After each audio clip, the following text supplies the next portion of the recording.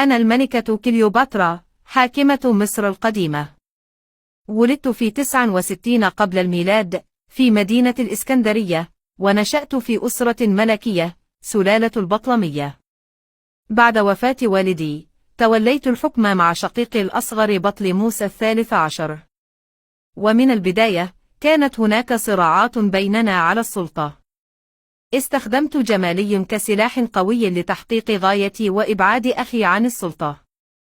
بحثت عن حلفاء للمساعدة، ووجدت يوليوس قيصر الجنرال الروماني. تعاونت معه سياسيا وأصبحنا شركاء في الحكم.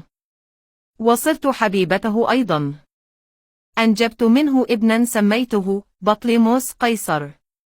لكن الأمور تغيرت بعد اغتيال قيصر. قررت أن استخدم سحري الأنثوي وجاذبيتي ثانية لكسب دعم مارك أنطونيو جنرال آخر في روما. تطورت العلاقة بيننا وأصبحت زوجة له. معا حاربنا من أجل استقلال مصر ومواجهة تهديد أوكتافيان، ولكن المصير كان قاسيا. هزمنا في معركة أكتيوم.